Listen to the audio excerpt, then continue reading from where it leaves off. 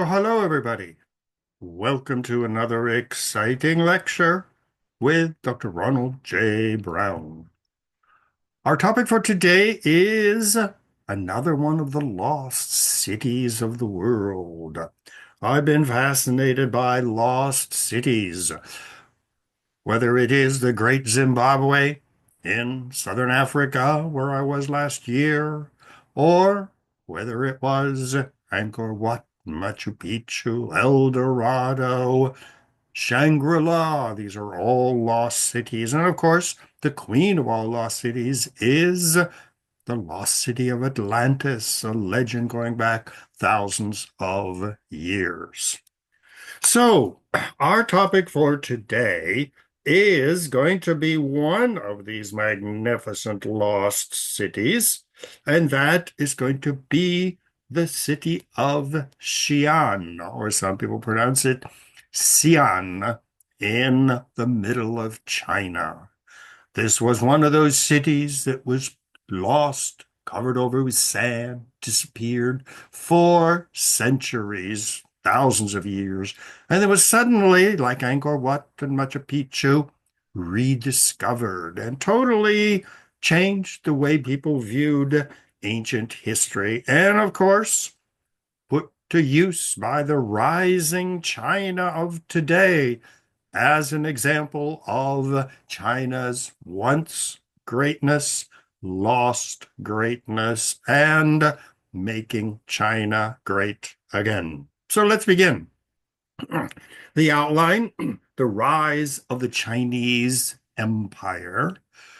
Emperor Qin Shi Huang, who was buried in the city of Xi'an, the mausoleum, major tomb, the mystery of the unexcavated tomb.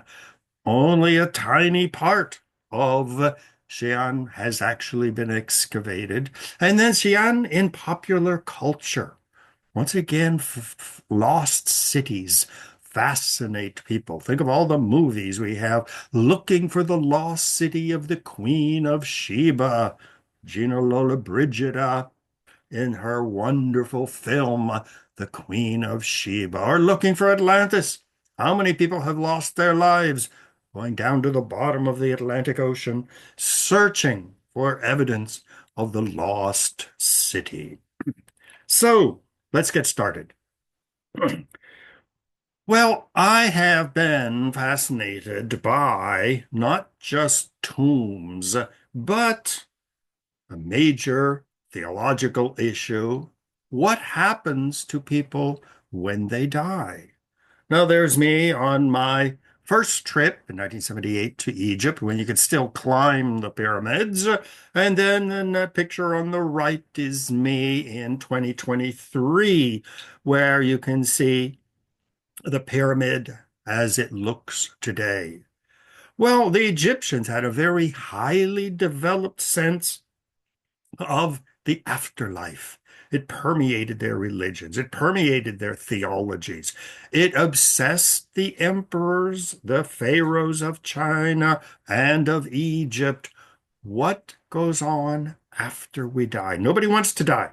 We want to preserve our self for some type of afterlife. Well, afterlife was prominent among the Egyptians. That's why they built these pyramids. They mummified bodies to prepare them for the great perilous journey from death to the afterlife. Well, not everybody has agreed with this type of Egyptian belief in the afterlife. But as you can see, there's me standing in front of the entrance to the tomb of King Tut. Well, some people believed in life after death. Hindus believe in reincarnation. Some people believe, like the Chinese, when you're dead, you're dead. Forget about it. You're not going to come back. You're not going to wake up in some golden palace somewhere saying that all of these visions of heaven and hell and purgatory and afterlife are mere illusions. Well, most religions are still arguing about afterlife. On the right, you see the depiction in the Vatican of heaven and hell. In the middle, you see the Hindu reincarnation until you cease to exist. The Book of the Ancient Egyptians. Mormons have one of the most intriguing, fascinating conceptions of the afterlife. But of course, nobody knows. You believe what you want to believe. Well, you can believe in heaven, but if you die and you wake up and there is no heaven, well, then what are you going to do? Belief does not make reality. In China, the situation is more complex.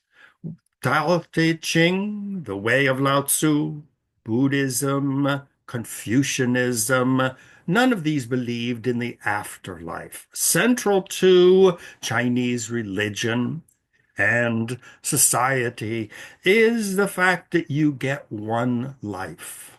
And when you're dead, you're dead. But you can live on through your descendants, through the memory that people have of you. So even if you were a great emperor, you are not going to come back to life. But people will remember you for your greatness. Much like we can say, oh, remember great grandfather, this, that, or the other thing, was such a loving person or made a fortune in business. Why can't you, my lazy son, be like him? Well, I went to Xian, as you can see, in 2005 for a visit in April. Perfect time of year to visit it. The Chinese Empire has a very long and rich history.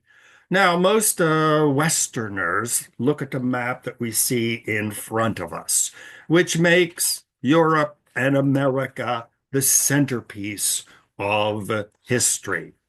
Well, unfortunately, the rest of the world doesn't have this Eurocentric view of history. The Chinese put China in the center of the world. The map on the left, we see Africa and Europe on the left. We don't even see America, but we see the sprawling Chinese empire called the Middle Kingdom. Well, it was known to Europeans that there was this great Chinese empire, and gradually travelers like Marco Polo started learning more and more about this ancient kingdom. China was united about 2006, 97 BC, or before the Common Era, and the person who united them was the legendary Yellow Emperor. There you see the Chinese name and transliteration. And he is considered the father of united Chinese empire. On the right, you see his legendary tomb honoring his memory. Now, of course, even back then, they didn't believe in life after death. Everybody remembers the Yellow Emperor. They venerate him. They go to his tomb seeking inspiration in their own lives. So the Chinese Empire claims to be one of the most ancient empires, and ruled an area and people and riches equal to that of Greece and Rome, the Communist Empire, the American Empire, the empires of the British and the French and the Spanish. And the history of China is well documented. Books such as The Dynasties of China. China periodically would have a golden age, but then it would decline into periods such as the Warring States, when the central government declined and princes and dukes declared themselves kings and went to war with each other. So when China under Mao Zedong said, "Make China great again," it was admitting that China had declined, and now it was time to make China great again. That's where the emperor Qin Shi Huang, who is buried in Xian, comes into the question. He ruled from 221 to 210 before the Common Era, and many people say he restored the greatness of China that had existed under the Yellow Emperor. Many people say that the Yellow Emperor was actually a fictitious figure, and that Qin Shi Huang was actually the first modern emperor of China, who we know a lot about. He established the Qin dynasty, and it spread over much of what is today the country of China. On the right, you see the Qin with the wall going up north, but he united the central, heavily populated areas of China and made China great again.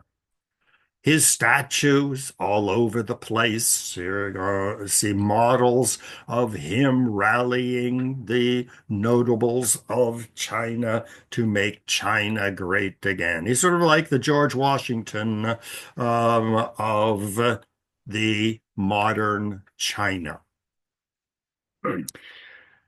Chinese religions, whether it's Taoism or whether it's Confucianism or whether it's Buddhism, they believe living in harmony with nature, you achieve spiritual immortality. So you have to live a good life, develop your talents, and live an honest life, and aspire to greatness, because that will bring you spiritual immortality, not physical immortality.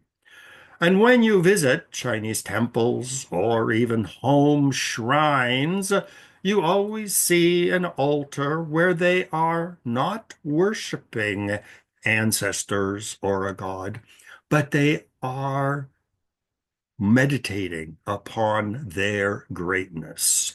They are dead. Everybody knows that. Confucius is dead. Mao Zedong is dead.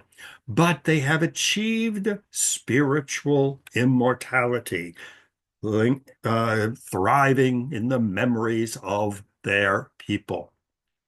Chinese love the holiday called the Kunming Festival, called the tomb sweeping holiday in early April, when everybody goes to clean the tombs of their ancestors, place fruit and flower, and meditate upon the greatness of their ancestors, and hope that they will get inspiration from the memory of these great people. This is ancestor veneration, not worship. You are not worshiping a statue, although it might look like you are. You're burning incense and giving gifts, but they know that the person only lives on through spiritual inspiration of the people. On the right is the god of Shanghai temple, where they venerate one of the great generals who defended Shanghai and brought it greatness when it was threatened with destruction. Well, Qin Shi Huang is unfortunately dead and gone, but his memory lives on. And the Chinese put a lot of effort into building mausoleums, not to preserve the leader and an afterlife as the Egyptians do, but to celebrate his memory. On the left, you see the mausoleum of the Yellow Emperor, surrounded by temples, by tombs, by palaces. On the right is the mausoleum of Emperor Qin Shi Huang in Xian. And as you can see, it has surrounded by all of the great men and women of his time who contributed so much to make China great again. The tomb complex itself was built between 246 and 208 before the Common Era. Only a tiny part has been excavated. You can see the first exhibition pit of terracotta warriors and horses. This is the giant underground cavern where you see all of the famous statues of soldiers, of court workers, arms, all kinds of um, items which they have discovered. They are opening a second exhibition pit. They have a lot more to do because only a small portion has actually been excavated. The mausoleum where he is buried was originally in a pyramid shape, and it was surrounded by outer and internal walls. This was separate from the terracotta army, which was across the river, which you see on the right. And the pyramid itself, the mausoleum, has not yet been excavated. They can only imagine what it looked like and how much is there. One of the problems is that when you start excavating and you bring up something that has been buried for over 2,000 years, very often it begins to lose its coloring because it's exposed to the air. A lot of the terracotta is very fragile. And so excavation takes a very long time, a very tedious process. This is the main hall where you see many of the exposed horses and soldiers. Every one is handmade and it is different. Many people say that every soldier is modeled after a soldier from the time of Qin Shi Huang's day. So he would bring in soldiers, and his sculptors would make an exact reproduction of the face. So no two faces look alike. Now, this is the largest area that has been excavated, but as you can see, there's still a lot more to excavate. I mean, how many soldiers can you actually excavate?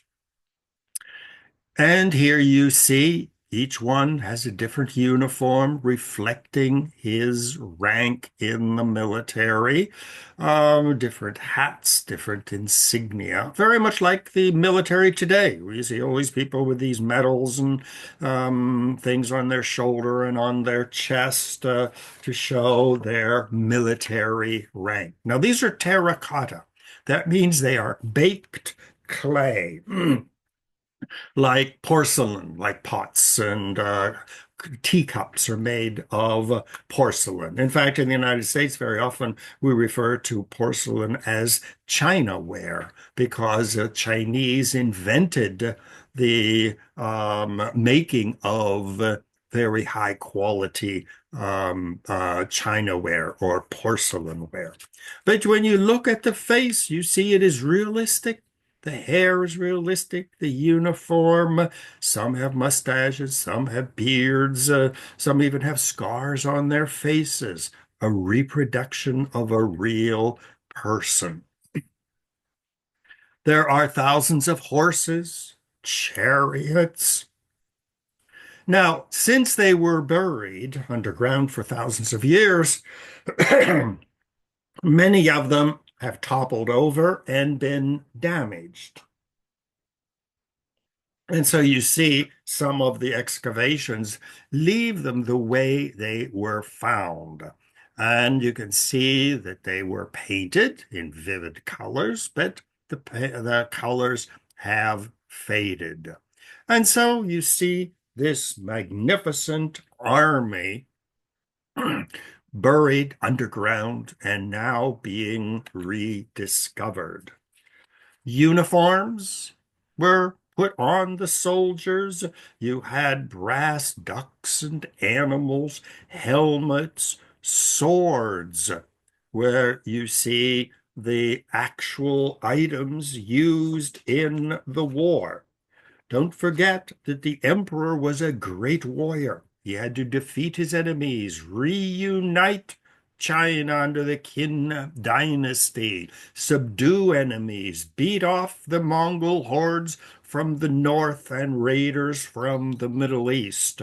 And so he is there with his army, sort of like Ramses II in Egypt, who built the new kingdom in Egypt, celebrated as one of the great military men of human history.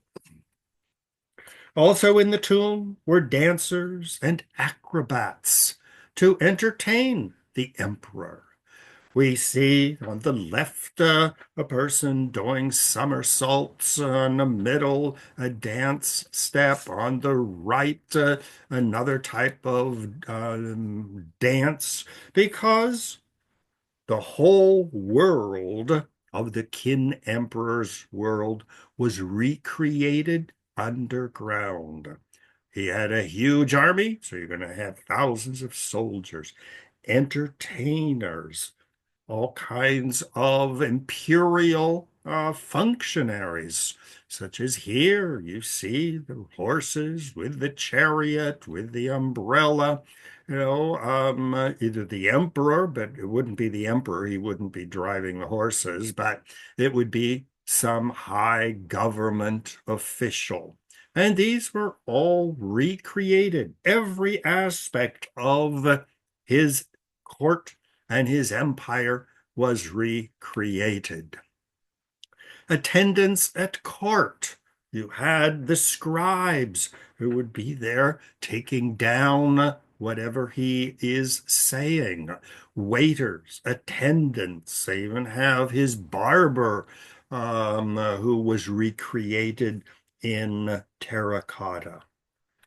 They even recreated the actual construction of the soldiers. And here we see them placing a head on the top of a soldier, decorating the soldiers. We see the workmen actually doing the work of constructing the tomb.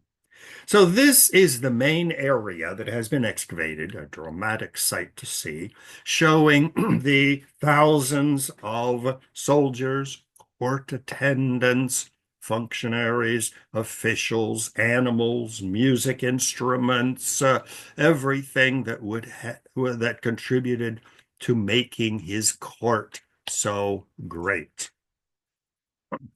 Now, as I mentioned earlier, we only see a small part. What looks like a hill in the distance is the actual tomb of the emperor. Like the whole tomb itself, it was eventually covered with dirt and sand, and trees and grass grew, and that's why it was a lost city for thousands of years, until some farmers started coming up with terracotta items, and archaeologists came in and the government started excavating. Now, we haven't yet analyzed what is in the tomb. On the right, you see Archaeology Magazine. The secret tomb of China's first emperor. Will we ever see inside? It is such a massive area to be excavated that it will take probably decades to actually bring it to light.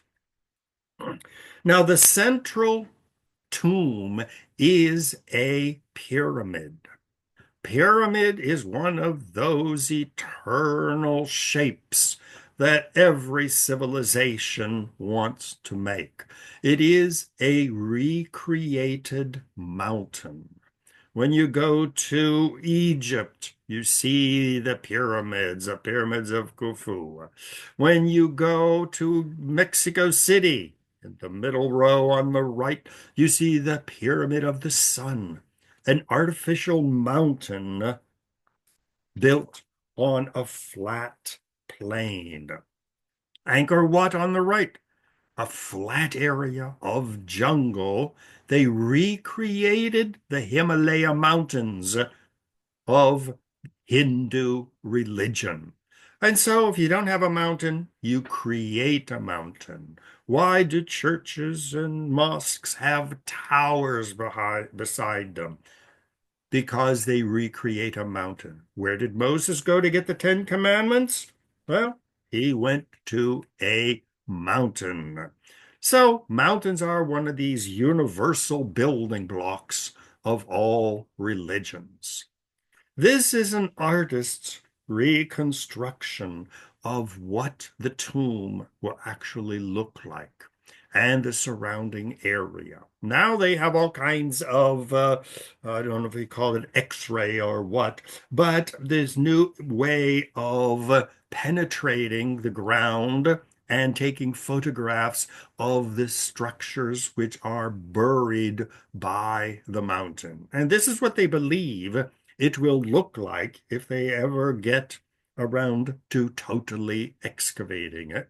And they have no idea yet what is inside. Will they find the body? Will there be another world of furniture, of animals, of treasures? Again, one of the great mysteries of lost cities rediscovered. Today, there is hesitation to start opening it because it is in such a delicate state that they are afraid that maybe they will do severe damage to it as they try to open it. Many people believe that there are booby traps, like in the Egyptian pyramids, to keep people from breaking in. And of course, like every lost city, there are rumored treasures. That's where we get the El Dorado story of the great city of gold somewhere in the Americas. There were all kinds of legends about it. They believe that there were palaces surrounding it, scenic towers for hundreds of official rare artifacts and wonderful treasure. Crossbows and arrows might even be installed so that when you go into a passage and you try to go down it as you're excavating, arrows will come shooting from the walls covered with mercury, and that these are still functioning booby traps, which means that the emperor does not want his tomb to be disturbed. So the mysteries of the great tomb abound. Scientists haven't excavated the tomb because they are not allowed to. And they believe that if you go in, there is a giant reservoir of mercury which will kill anybody who dares go in. Well, there's also a legend that there is the curse on the tomb, that anyone who should disturb it will not live. We know about the curse of King Tut's tomb. Well, I went into King Tut's tomb, but it had already been disturbed, so I wasn't cursed. The curse of the mummy, the mummy's curse, all kinds of legends. More and more books are being written about the curse of the terracotta warriors, and they say that many archaeologists and anthropologists have died by disturbing this tomb. So all kinds of legends abound. But yet people are obsessed with such mysteries. The mysteries of Atlantis, Machu Picchu, Angkor Wat, discover the lost city of Z. That's a fascinating lost city that has not yet been discovered somewhere in the Brazilian jungle. But everyone who has tried to discover it either disappeared or came back with legends of cannibals and everything else that had kept them from discovering the lost city. But yet people are obsessed with such mysteries. They want to know what is in this tomb. Centuries looking for the tomb of the great boy king, King Tut. Books are being written about Xian, the first emperor, and even archaeologists from all over the world are participating in this excavation of one of the great lost cities just refound.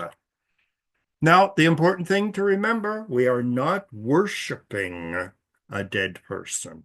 The first emperor is dead, but he lives on in spirit to inspire the people of today. Like my father always said, why can't you boys be like your great-grandfather, who my father was named after, my brother was named after.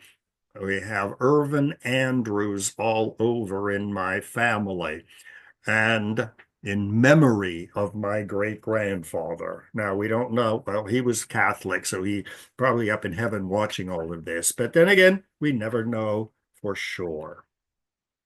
Xian in popular culture, books, emphasizing the role of Xian in restoring China's greatness. This is all part of Make China Great Again.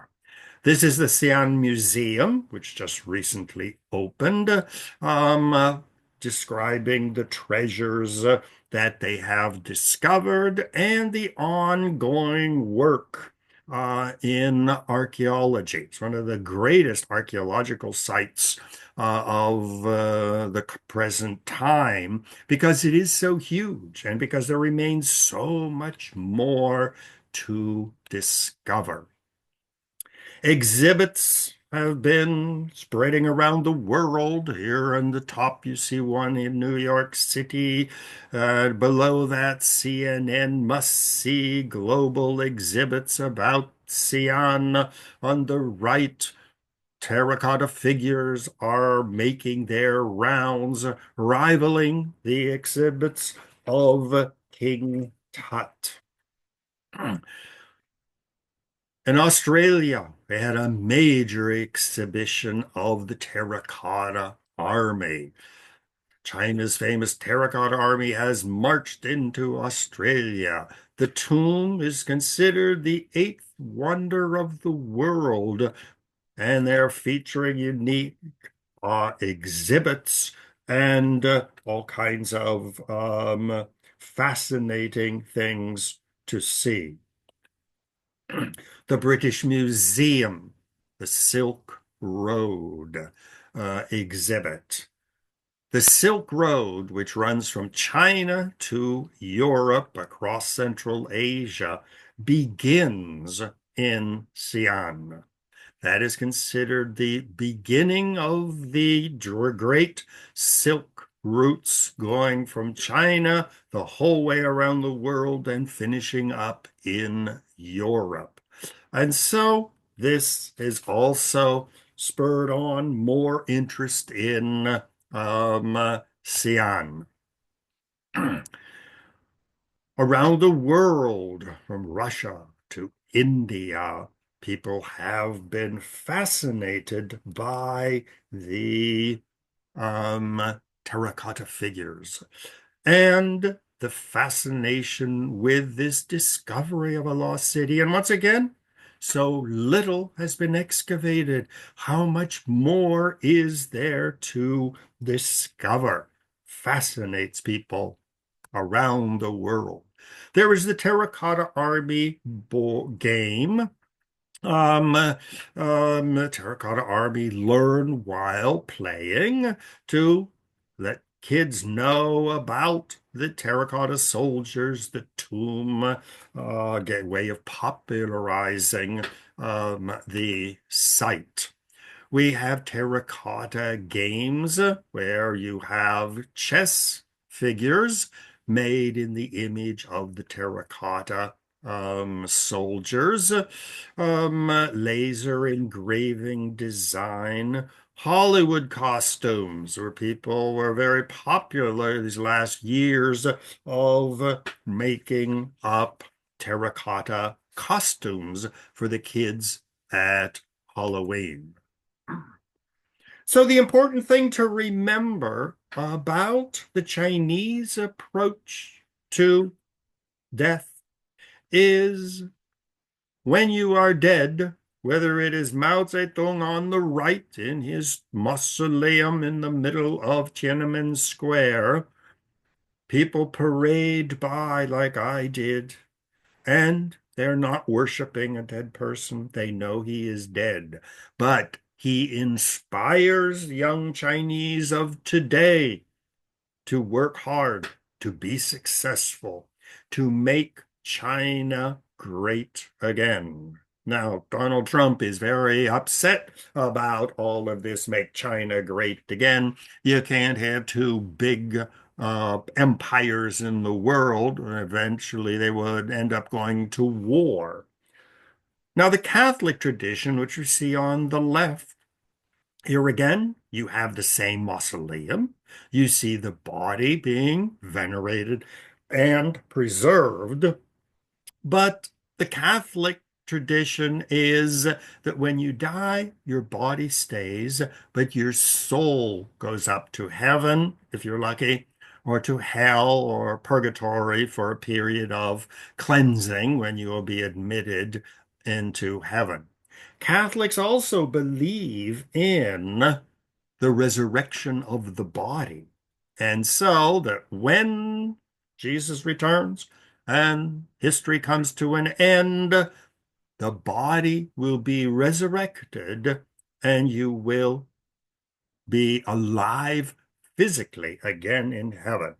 I just hope that they do some improvements on my body before they resurrect it. I don't really want to have a 76-year-old body for an eternity. Maybe they can do some repairs. So that brings us to an end of another exciting exploration of a great lost city. On the right there is me in Angkor Wat in Cambodia, once again visiting one of the ancient Hindu temples, stone buildings, tombs of emperors and kings. But the Hindus believed in reincarnation, so they have their own unique approach to what happens to you after you die.